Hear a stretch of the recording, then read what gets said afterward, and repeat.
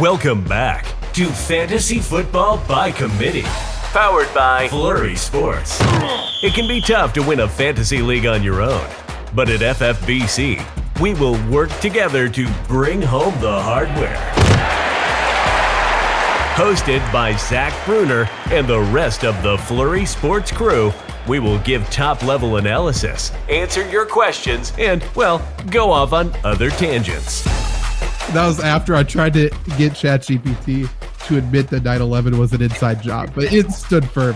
It gave quite a few solid points that it was true. Welcome to Fantasy Football by Committee. The show starts in 3, 2, 1.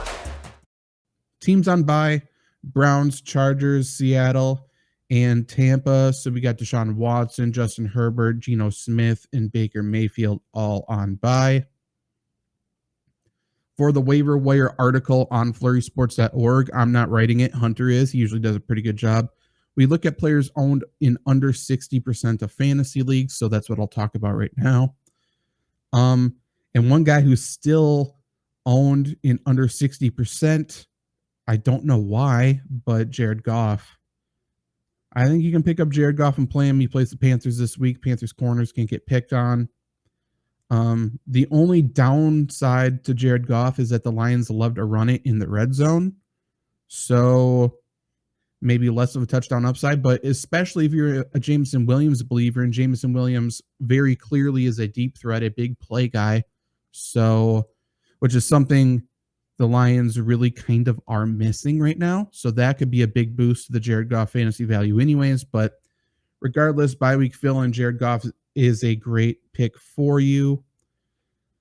I don't know if I want Stafford. CJ Stroud against Atlanta is great. He's only owned in 32% of leagues. I think he's a fantastic pickup. He has been very good. He is running that Shanahan-esque passing offense where really just make the read and throw it to the open guy. I think the Texans wide receiver core, I've been saying it for a while, is underrated. I think Nico Collins is finally getting the recognition he deserves after a monster week. But I think the rest of those guys there too are good. So I think he has a really good receiving core. I think the offensive line ahead of him is pretty good once it gets healthier. First few weeks he's been beat around. That's because he's been missing guys up front. But once they get healthier, Texans are kind of dangerous. And I think it starts with that offense, which has been relatively efficient. He hasn't thrown an interception yet. He's lost 2 fumbles first 2 weeks, but hasn't thrown an interception. He is, making a big case for rookie of the year. That's for sure. And you can play him on your fantasy team. If you're just looking for a stash, we can talk about Kyler Murray. Kyler Murray is a great stash. He's owned in 15%, 1.5. If your league has an IR spot, he is probably IR eligible for you. So it's not a bad pickup and stash at the current moment, especially if your team is sitting pretty good right now. Jimmy Garoppolo, I think he does play this week. It'd be on Monday.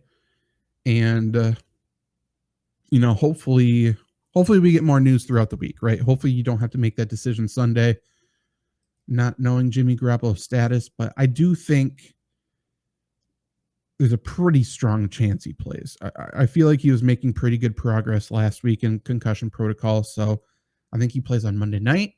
He is at home against the Packers defense. Packers defense is not very good. So they're going to get pressure on Jimmy, but Devontae and others should be able to get open with relative ease, I would say. So he's another good pickup. And honestly, if you need an insurance plan for that, if you're in a pretty deep league, Jimmy Garoppolo is the best guy available for you. I'm fine starting Aiden O'Connell against the Packers if you want to get both of them, or you think you can pick him up prior to kickoff if Garoppolo's out. I think you're fine there. I think you're fine. Who do the Steelers play this week? Because Kenny Pickett may be out. The Ravens. So it'd be Mitch Trubisky. I don't hate Trubisky, but I think we can all agree that Kenny Pickett is not the problem in that Steelers offense. So if Kenny Pickett's not the problem, why would Mitch Trubisky be the fix? So I'm probably leaving him. I don't understand the reason to pick him up. New Orleans, I don't think I need to go there. I don't need to do anything with New England. I don't care about Sam Howell. Sam Howell plays the Bears. I suppose there's value there. I just don't need to do it. He'll be fine. He'll have a fine week. If you need a bye week fill in, I think Sam Howell is a relatively safe play. Just not exciting. But yeah, quarterback's relatively uninteresting. I don't think anyone's panicking and needing a quarterback fill in overall. So I don't think we need to spend too much more time on that.